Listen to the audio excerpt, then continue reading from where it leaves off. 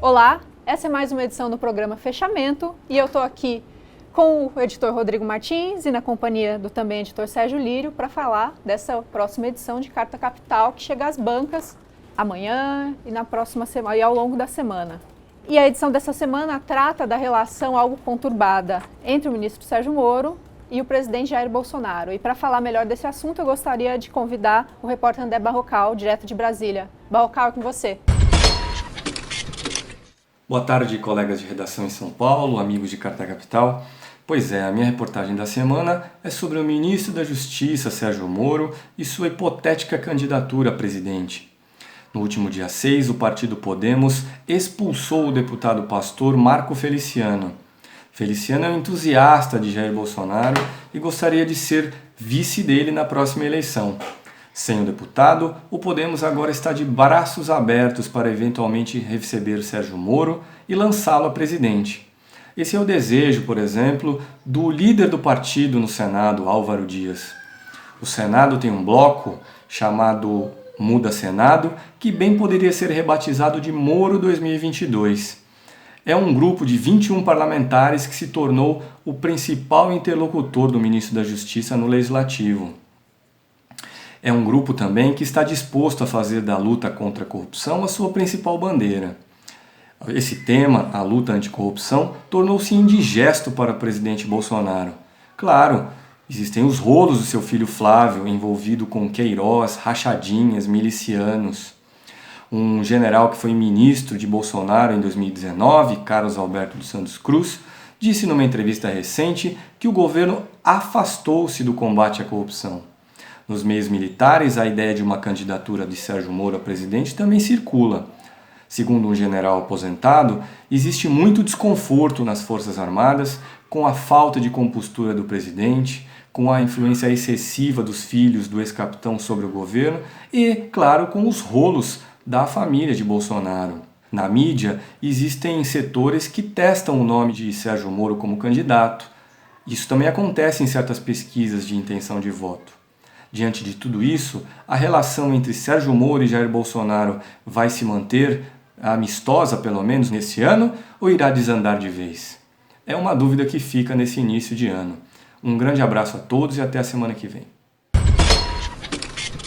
Bem, pessoal, é interessante essa reportagem do Barrocal essa semana porque ela traz novos elementos que mostram o quanto é conveniente essa relação, conveniente para eles, né, entre o Bolsonaro e o Sérgio Moro. É um típico casamento de conveniência, né? O Moro entrou nessa porque seria um trampolim para projetos maiores, o Bolsonaro para ter o discurso anticorrupção. Só que agora os interesses deles estão se digladiando, estão batendo cabeça. E o Moro hoje tem mais simpatia nas Forças Armadas e sempre teve mais simpatia na mídia e tem mais apoio no Congresso do que o próprio Bolsonaro. Agora eu queria só ressaltar uma história, porque todo mundo acha que o Moro é o vencedor neste momento dessa história, mas não me parece. O Bolsonaro obviamente se desgastou rapidamente, mas todo mundo sabia quem era o Bolsonaro. Mas o Moro está gastando o seu capital muito rapidamente. Tudo bem que tenha aparecido nessa pesquisa do Datafolha aí como a autoridade, o político mais respeitado e mais confiável do Brasil. Só que o percentual hoje que ele tem de apoio é muito menor do que ele teve no passado. Nós estamos falando de 33%. E o Lula tem 30%, sendo que o Moro nos últimos 4 anos foi incensado, né, pela mídia, enquanto o Lula foi preso pelo Moro. E foi constantemente chamado de ladrão e tudo mais. Então não é um índice também muito bom. Eu acho que nessa briga os dois tendem a perder. E aí o jogo daqui para frente vai saber o quanto esse equilíbrio vai ser possível, né? Quanto mais perto a gente tiver de 2022, quanto menos esse governo entregar, né, do ponto de vista social, econômico, mais esse equilíbrio vai ficar insustentável, no meu entender. Sim. Sérgio, você acredita que o Moro tem pretensões eleitorais de fato ou que ele continua mirando no STF, como era na época das eleições, a justificativa? Não, então, eu nem acho que ele tenha de fato pensado no STF. Eu acho que ficou mais difícil, porque tem uma pressão grande realmente para que se coloque no STF, alguém ligado a alguma religião, de preferência evangélico, mas não necessariamente, mas alguém que defenda os valores da família, né, os valores cristãos. E segundo, o Bolsonaro não vai dar mole também de não colocar na outra vaga, lembrando que são 2 vagas, né? Nós temos primeiro o Celso de Mello e na sequência o Marco Aurélio Mello. Então neste ano e no ano que vem vão se abrir 2 vagas no Supremo. Uma delas provavelmente o Bolsonaro vai tentar colocar alguém aliado ao seu projeto de poder, né? Sim. E das suas relações eleitorais. Então eu acho que restou ao Moro esse caminho, que também não é um caminho certo. Ele tem todo esse apoio e tal, mas ele ainda precisa ser viável. Ele é como o Barrocal lembra na reportagem, é um candidato de discurso único, que é o candidato à defesa da segurança. E não basta, né? Sim. Não basta. Embora seja um problema grave, que foi nas últimas décadas deixado em segundo plano pelos partidos e principalmente pelos governos progressistas, nunca souberam lidar bem com essa questão da segurança, mas é pouco para os desafios que o país tem e pelo anseio que a população tem. Nós vamos atravessar aqui até 2022 um período de baixíssimo crescimento. Então você vai acumular todos os problemas sociais, né? O desemprego, né? Problemas na saúde.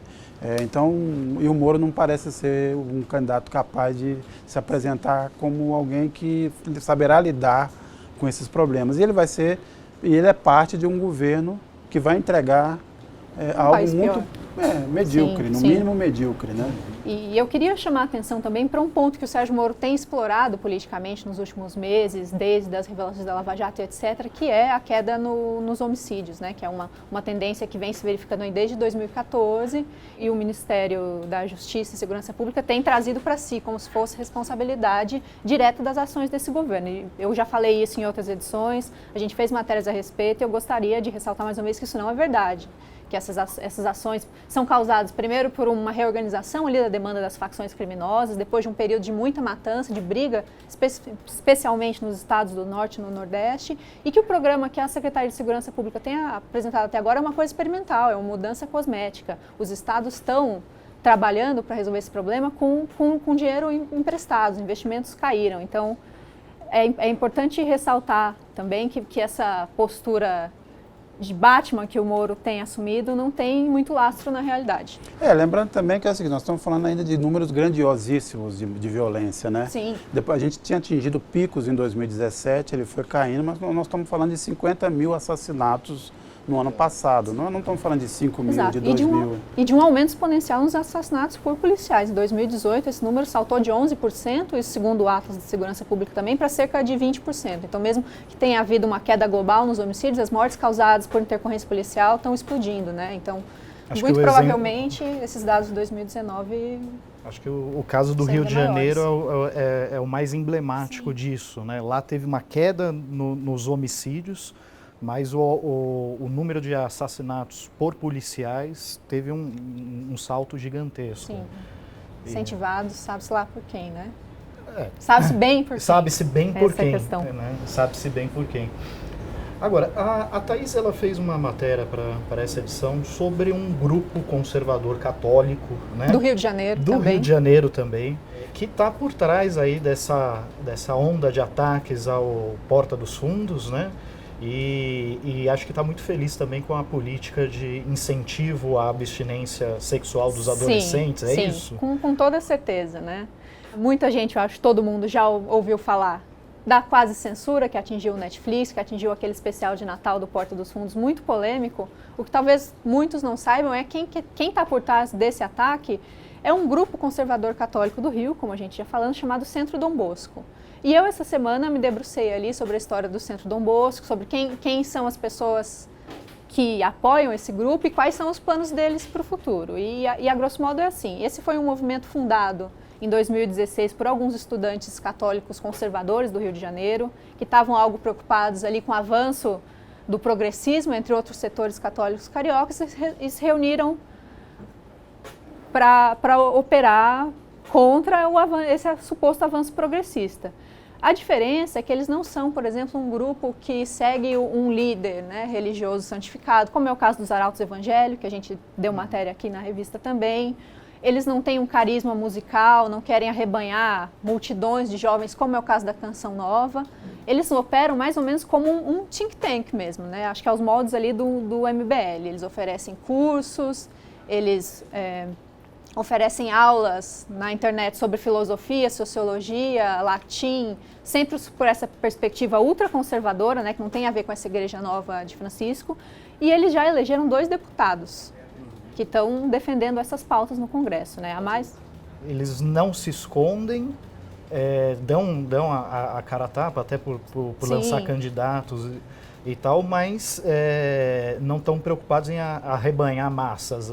Não, eles querem influenciar. É um núcleo pequeno, mas que tem influenciado muitos jovens. Porque o Centro Dom Bosco, ele tem essa sede no Rio, uma sede em Brasília, desde a eleição dessa deputada, que é a Cris Tonieto, mas eles inspiraram a fundação de várias outras associações nesses mesmos moldes, em mais de 40 cidades no Brasil hoje. E eles se unem numa liga, que é chamada Liga Cristo Rei. Então, eles estão, na verdade, formando esses jovens. E a mensagem do Centro Dom Bosco chega longe porque eles estão envolvidos nessa polêmica. Por isso que eu digo que eles atuam de uma forma bastante similar à do Movimento Brasil Livre, que, não estou fazendo aqui nenhum juízo de valor, teve sucesso. Eles se projetaram de alguma maneira, que é se envolver em todo tipo, sorte de polêmica. Por exemplo, quando a Judith Butler veio, né, ao Brasil, eles tiveram naqueles ataques aos fãs dela, hostilizaram, né, publicamente. Processos, né, o Porta dos Fundos é alvo de 4 processos. E a partir dessas polêmicas, eles tentam se projetar a partir dessas mensagens, né? Então, é uma célula de guerrilha cultural mesmo, né? Eles têm Agora, Thaís, é um grupo só secular ou tem padres, tem gente da igreja envolvida? Eles têm alguns padres próximos e eles têm um apoio de alguns nomes importantes da Arquidiocese do Rio, que é uma arquidiocese tida, né, por outros membros da CNBB como uma das mais conservadoras no Brasil, né? Essa ala menos progressista da Igreja Católica é bastante forte no Rio de Janeiro. E eles arrecadaram já quase R$500 mil para fundar um mosteiro, que será um mosteiro beneditino aos moldes daqueles mosteiros de séculos atrás. E ele servirá para concorrer com outro mosteiro que é pequeno, mas muito conservador, que existe já nessa região serrana do Rio de Janeiro, né, que é o Mosteiro da Santa Cruz. Então, eles estão envolvidos com pessoas que já estavam aliadas a esse antigo mosteiro, então vão trazer religiosos e fiéis para viver por ali. Então, ele é um grupo, embora pequeno, é muito influente, bastante ambicioso. Então, eu acho importante ficar de olho, porque eles têm influência, além de estar atuando no Congresso, eles têm influência perante esse governo, né? Agora, você tem alguma ideia de onde vem o financiamento, de onde vem o dinheiro? Eu já cobri algumas outras organizações católicas e me chama a atenção ainda, essas organizações recebem bastante doações, né? Sabe-se hoje que formalmente a igreja vive de doações dos fiéis, não tem outras maneiras de arrebanhar. E eu tive acesso a uns balancetes do Instituto Dom Bosco, que mostra que em 2018, segundo esses dados oficiais, eles arrecadavam por mês cerca de R$20 mil, dos quais 18 mil eram de doações. E agora, nessa campanha para fundar o mosteiro, eles já receberam quase 500 mil, que é um valor... Por mês? Eles fizeram uma campanha, né? Mas eles conseguiram arrecadar pela internet, por uma campanha virtual, R$500 mil, que é muito dinheiro. Então, eles têm apoio de pessoas poderosas, né? A Igreja Católica Carioca, principalmente, tem uma relação muito próxima, né, com a elite tradicional do Rio, mas até que se prove o contrário, o financiamento deles vem por parte de doações. E há laços mais claros desse grupo com o governo Bolsonaro, com o Ministério da Damares? Sim, dois desses deputados foram, na verdade, eleitos pelo PSL, né? Uma é de uma deputada federal, que é a Cris Tonieto. Quem acompanha o Congresso e acompanha as pautas relativas a direitos da mulher no Congresso deve conhecê-la, né? Ela tem sempre se posicionado frontalmente na oposição contra qualquer avanço, né, na questão de saúde reprodutiva e outras. E um outro rapaz, que é um policial civil, que está na Câmara Estadual. E eles são filiados ao PSL, sempre estiveram. Esse grupo ganhou projeção nessas guerras culturais pró-Bolsonaro, né? Eles têm relação com Olavo de Carvalho, com outros pensadores católicos tradicionalistas ali que orbitam nesse ciclo. Então, eles têm relação direta com o Bolsonaro, o apoiam diretamente. E o presidente já frequentou eventos nos quais eles tinham participação em Brasília. Então, há sim bastante entrada em relação ao governo. E com a Damares especificamente, eu acho importante chamar a atenção que, embora essa política de abstinência esteja muito relacionada aos evangélicos, ela também é muito defendida por essa ala católica conservadora. E a secretária que levou essa política adiante é a Ângela Gandra Martins, que é filha do Ives Gandra, que é o juiz que considera a relação homossexual equivalente à zoofilia, e ela é católica fervorosa e ela tem uma relação muito próxima com esse grupo, né? Tanto que quando apareceram as primeiras notícias de que o Ministério da Damares levaria a abstinência como política de Estado, eles celebraram, louvaram. Então, eles estão muito perto na fomentação dessas ideologias. Agora, a Thaís foi muito generosa com o Olavo de Carvalho, ela disse Olavo de Carvalho e outros pensadores. Então, deixar para lá. Mas, Rodrigo, fala um pouco da sua matéria dessa semana. Você fez uma reportagem sobre o crescimento da informalidade. Ela, no fundo, depois, na sequência, ainda tem uma reportagem do Drummond, o Carlos Drummond, editor de economia, que é sobre essa comemoração do 0,9% de crescimento até agora e da perspectiva de talvez 2% de crescimento neste ano. Mas explica pra gente como é que a informalidade hoje é um entrave para a recuperação da economia brasileira. Bom, o Brasil ele teve um número recorde, né, de trabalhadores na informalidade no ano passado, né? Então, você pega a PNAD contínua, o último trimestre móvel disponível é o que se encerra em novembro, né? Então, naquela ocasião, 41% da força de trabalho ocupada era de profissionais informais, né? E qual que é o grande efeito disso para a economia? Bom, primeiro que não há uma arrecadação de tributos e de INSS sobre a massa salarial desse pessoal. Então, isso ameaça, inclusive, a Previdência, né? E, em segundo lugar, o salário que esses trabalhadores recebem é muito inferior ao dos profissionais assalariados com carteira assinada, né? Ou mesmo daqueles que trabalham por conta própria e que têm registro de CNPJ, né? O IBGE, na verdade, ele trabalha com um conceito assim, quem é considerado trabalhador informal no Brasil, né?